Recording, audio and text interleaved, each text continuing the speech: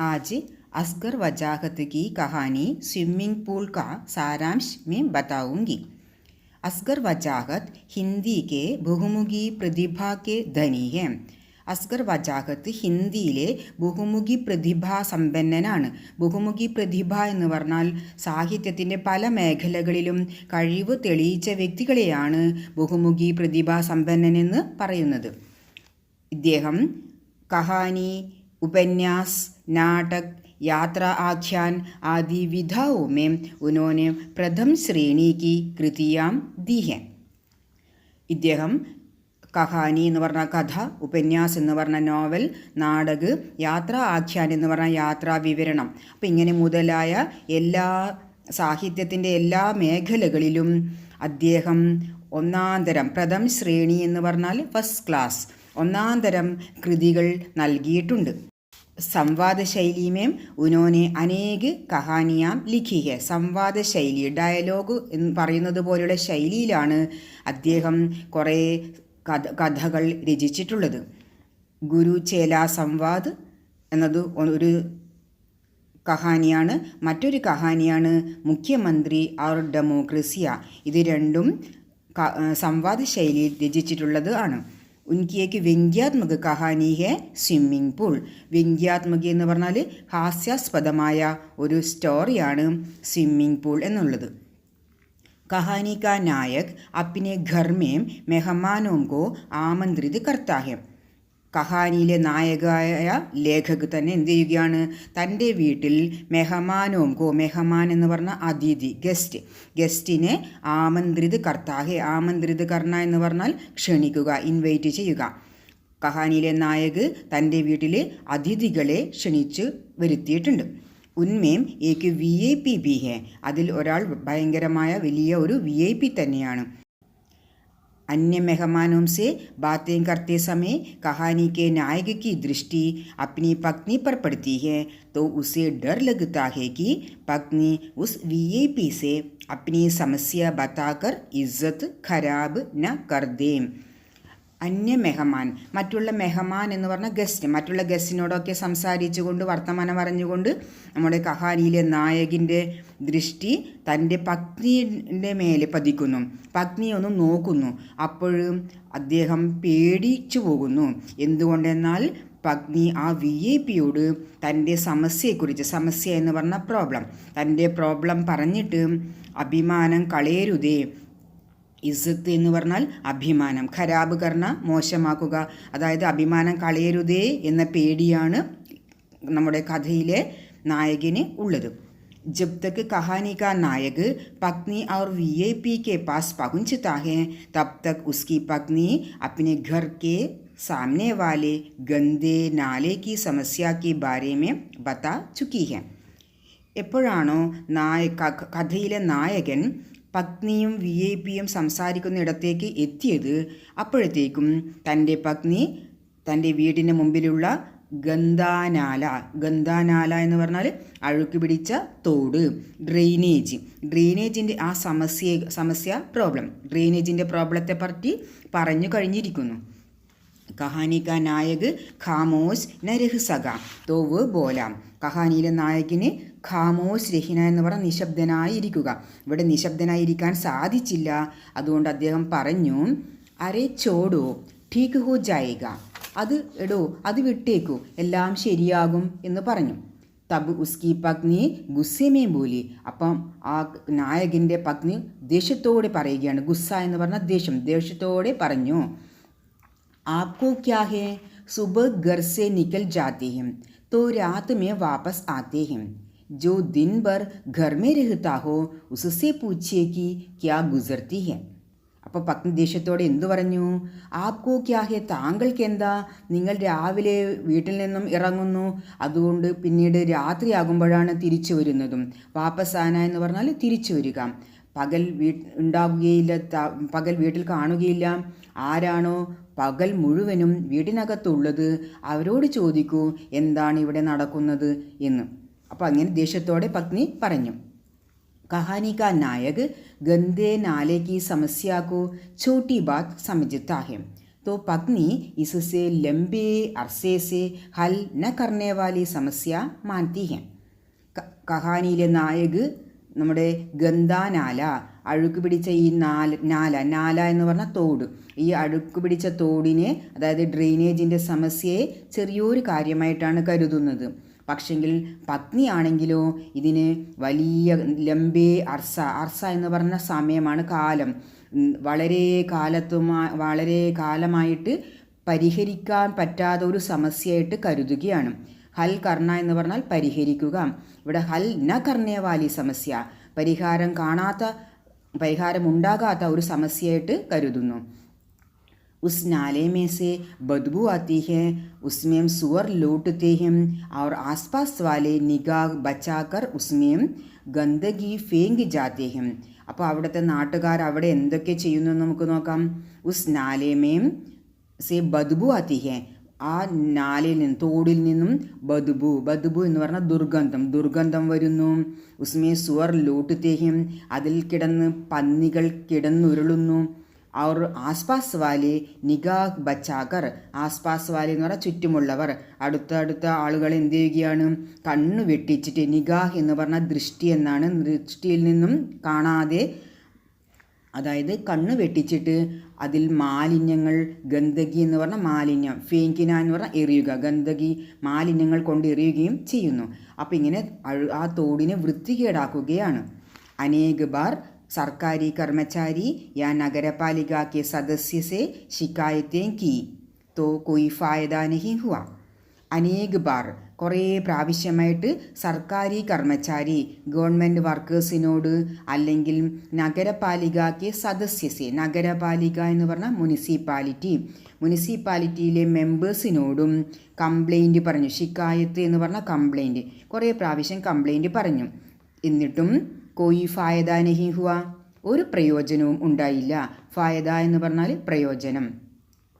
उपराज्यपाल और महानगरपालिका के दफ्तर में भी कई पत्र भेज चुके हैं, तो भी इस समस्या का हल नहीं हुआ. രാജ്യപാൽ എന്ന് പറഞ്ഞാൽ ഗവർണറിൻ്റെ ഓഫീസിലേക്കും മറ്റു മഹാനഗരപാലിക എന്ന് പറഞ്ഞാൽ കോർപ്പറേഷൻ്റെ ഓഫീസിലേക്കും കൂടുതൽ പ്രാവശ്യം ലെറ്റേഴ്സ് അയച്ചു കഴിഞ്ഞു. ഭേജിന എന്ന് പറഞ്ഞാൽ അയക്കുക, ലെറ്റേഴ്സ് അയച്ചു കഴിഞ്ഞു. എന്നിട്ടും ഈ പ്രശ്നത്തിന് ഒരു പരിഹാരവും ഉണ്ടായില്ല. നാലേക്ക് സഫായി അഭി തക് നഹീം ഹുയി, ഈ തോടിൻ്റെ ക്ലീനിങ് ഇപ്പോഴും വരെയും നടന്നില്ല. VIP-നെ പത്നി സെ ആശ്വാസം ദിയ, VIP ഇപ്പം വീട്ടിൽ വന്നപ്പോൾ പറഞ്ഞിട്ടുണ്ട്. VIP എന്ത് ആശ്വസിപ്പിച്ചു? യേ ചിന്താ കർണേക്ക് ബാത് നഹിം, ഈ ആശ്വാസൻ സെ പത്നി കൈ സാൽ ബാദ് ടീക് സെ സോപ്പായി. VIP എന്ന് പറഞ്ഞിരിക്കുകയാണ്, ആശ്വസിപ്പിച്ചിരിക്കുകയാണ്. യേ ചിന്താ കർണേക്ക് ബാത് നഹിം ഹേ, ഇത് ചിന്തിക്കേണ്ട കാര്യമല്ല, നിസ്സാരമായ കാര്യമാണ്. ഇസ് ആശ്വാസൻ സെ പത്നി കൈ സാൽ ബാദ് ടീക് സെ സോപ്പായി. ഇന്നാണ് ഈ ആശ്വാസന വാക്ക് കേട്ടപ്പോഴാണ് കുറേ വർഷങ്ങൾക്ക് ശേഷം ഇന്ന് പത്നി നന്നായി ഉറങ്ങിയത്. കുച്ച് ദിനോം തക്ക് നാലേക്ക് സഫായിക്ക് പ്രതീക്ഷാമേ രഹി, അതിനുശേഷം കുറച്ച് ദിവസങ്ങളോളം ക്ലീനിങ് നടക്കും, തോട് വൃത്തിയാകും എന്നുള്ള പ്രതീക്ഷയിൽ ഇരുന്നു. കുച്ച് മഹീനെ ഗുസർ ഗേ തോ പത്നീനെ മഹാനഗരപാലികക്കോ ഫോൺ കിയാം. കുറച്ച് മാസങ്ങൾ കടന്നുപോയി.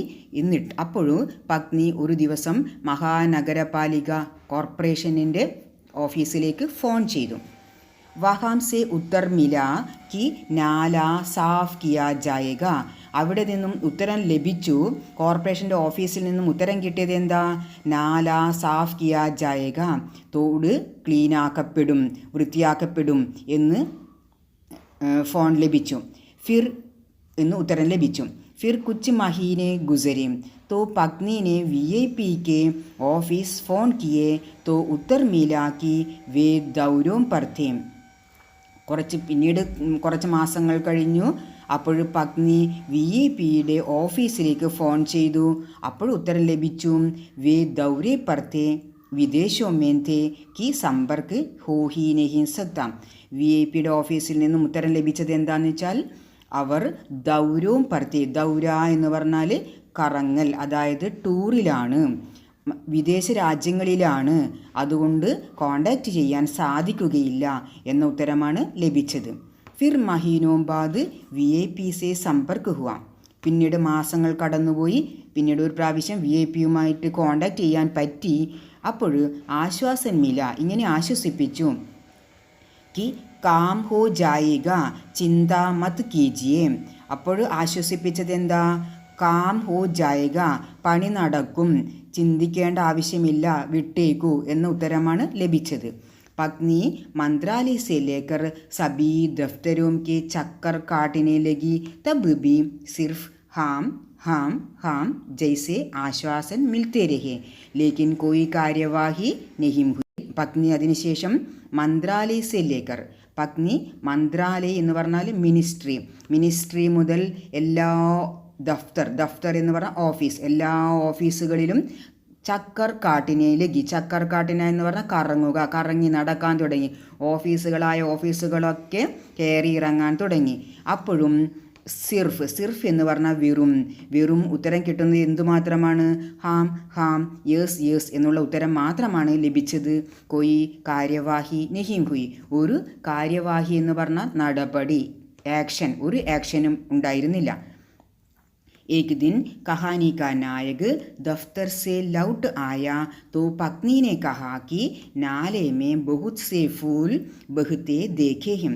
ഒരു ദിവസം കഹാനിയിലെ നായക് ദഫ്തറിൽ നിന്നും, ഓഫീസിൽ നിന്നും തിരിച്ചു വന്നു.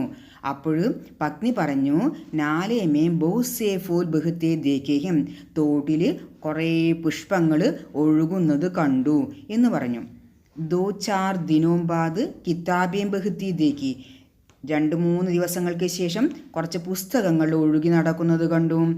കഹാനിക്ക് നായകിനെ അനുമാൻ കിയാ കി പത്നി കാ ദിമാഗ് ഹിൽ ഗയാ ഹേ, ലേക്കിൻ പത്നി നോർമൽ തീ. പത്നി ഇങ്ങനെ പലതും പറയുന്നത് കേട്ടപ്പോഴും നമ്മുടെ കഹാനിയിലെ നായകൻ ഊഹിച്ചു, ഗസ് ചെയ്തു, പത്നിയുടെ ദിമാഗ് എന്ന് പറഞ്ഞ ബുദ്ധി, ഹിൽ ഗയാ ഹേ, ഹിൽന എന്ന് പറഞ്ഞാൽ ഇളകുക, ബുദ്ധി ഇളകി എന്ന് പറഞ്ഞാൽ ബുദ്ധിഭ്രമം സംഭവിച്ചു എന്ന് വിചാരിച്ചു. പക്ഷേ പത്നി നോർമൽ ആയിരുന്നു. ഫിർ പത്നി ഹി നഹിം മൊഹല്ലെ വാലെ भी नाले में कई तरह की चीज़ें बहती देखने लगे. പിന്നീട് പത്നി മാത്രമല്ല, മൊഹല്ല എന്ന് പറഞ്ഞാൽ തെരുവുവാസികളെല്ലാം, ആ പ്രദേശവാസികളെല്ലാം നാലയിൽ, തോട്ടിൽ പല തരത്തിലുമുള്ള വസ്തുക്കൾ ഒഴുകുന്നത് കണ്ടു. ഏതൊക്കെ പോലെയുള്ള വസ്തുക്കൾ എന്ന് നോക്കാം. ജൈസെ ജഡ് സേ ഉഖടെ പേട്, ഏതുപോലുള്ള വസ്തുക്കൾ കാണുന്നു? ജഡ് സേ, വേരിയാണ്, ജഡ് എന്ന് പറഞ്ഞാൽ റൂട്ട്, വേരോടെ പിഴുതെടുത്ത മരങ്ങളും. പിന്നീട് കണ്ടത് ചിടിയോം കെ ഘോസലെ, പക്ഷിക്കൂട്. പിന്നീട് കാണുന്നത് ടൂട്ടി ഹുയി ഷഹനായി എന്ന് പറഞ്ഞാൽ ഒരു മ്യൂസിക്കൽ ഇൻസ്ട്രുമെൻ്റാണ്, പൊട്ടിയ മ്യൂസിക്കൽ ഇൻസ്ട്രുമെൻറ്റ്. ഇങ്ങനെ പല വസ്തുക്കളും ഒഴുകുന്നത് കണ്ടു. അപ്പോൾ എന്തൊക്കെ ഒഴുകുന്നത് കണ്ടു ജനങ്ങൾ? വേരോടെ പിഴുതെടുത്ത മരവും, പക്ഷിക്കൂടും, പൊട്ടിയ മ്യൂസിക്കൽ ഇൻസ്ട്രുമെൻറ്റ്സ്. അപ്പോൾ ഇങ്ങനെ പലതും ഒഴുകിപ്പോകുന്നത് കണ്ടു.